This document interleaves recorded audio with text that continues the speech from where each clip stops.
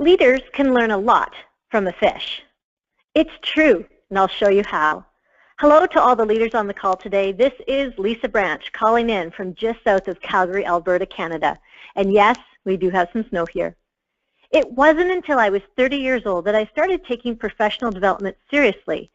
I had been with Heritage Makers for 4 years already, first as a hobby consultant, and then my business started growing, and I found myself in something called leadership.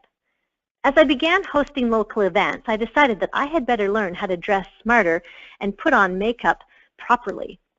What I wouldn't have given for my current longevity business with the MK Collab fashions, the Mia Alicia jewelry, and the mineral makeup line. With me then, would have made my life so much easier. Back then, I read a lot of books. Now, I still read books, but I also put to use the large amount of travel time that I have from living out of town. I listen to several podcasts from marriage and parenting to Toastmasters to business leadership. Recently, I heard a podcast on Focus on the Family by a fellow named J. John, a British evangelist. He shared a fascinating story about koi fish, and I'm going to share some of the principles with you today.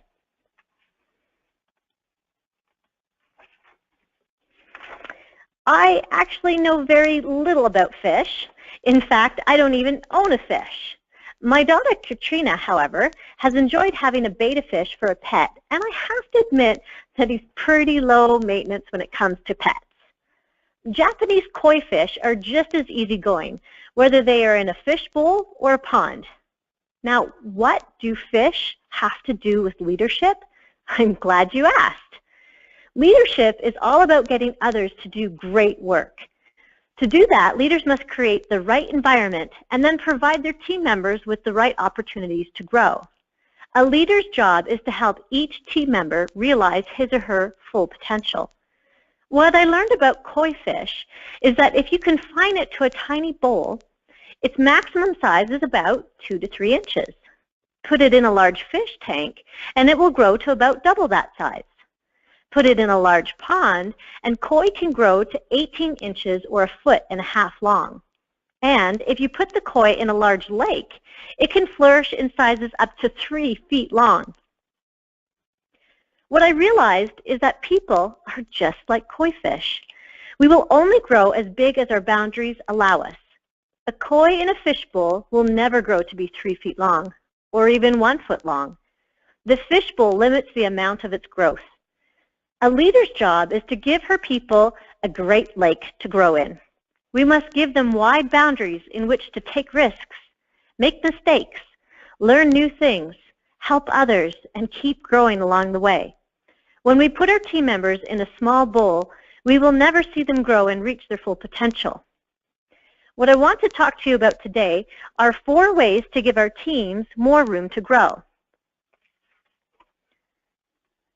The first is don't be the sole source of information. When we first start sponsoring new distributors, we feel important and appreciated when we help our new team members find answers to their questions. This is a vital role as a sponsor. However, if we don't grow in our roles and move past this initial dependent relationship, our distributors will always come to us when they have a question instead of seeking out the answer first for themselves and then coming to us when they've exhausted all their resources. It's okay to say, that's really a great question, but I don't know the answer. Have you already checked the online resource center? For example, if you have a team member who always asks you about what essential oils are good for a particular ailment, you can encourage them to get the app or buy the foundational aromatherapy book so that they can become better at finding answers to their own questions. Number 2. Be encouraging and ask great questions. You have to give your team room to take a risk in trying something new that's new to them.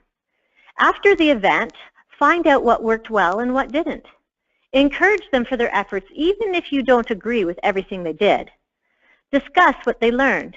Instead of telling them what to do differently next time, you can use the skills that we've been learning about coaching versus training, and ask them what they think that they can do differently next time to get better results.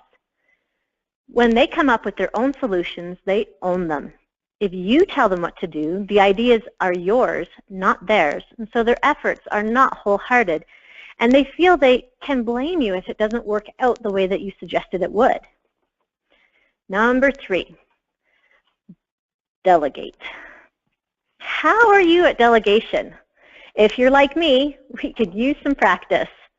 We're in a culture where the tagline is, if it's going to be, it's up to me.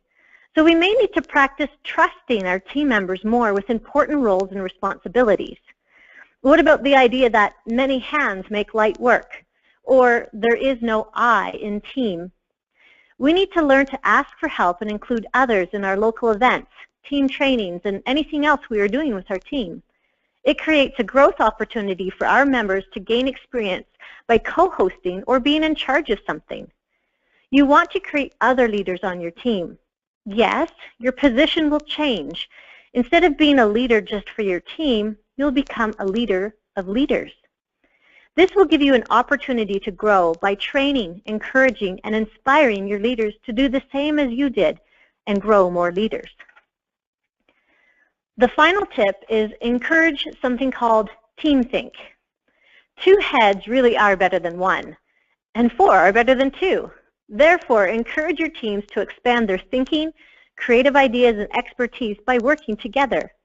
This goes back to point number 1.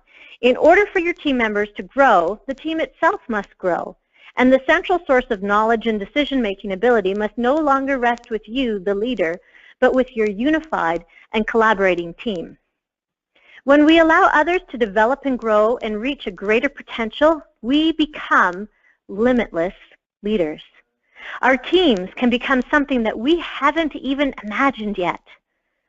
See, leaders can learn a lot from a fish. I wanted to take this time and open it up for some discussion. Lisa, with these tips fresh in our minds, I thought that we could have some idea sharing with the rest of the people on the call for what we can do as leaders to help give our team members more space to grow. One of the ways that you suggested is to encourage our leaders to create their own subculture and identity, still in the context of team fusion, but for example by creating different groups on Facebook in order to interact with their people a little bit more. Let's talk about that.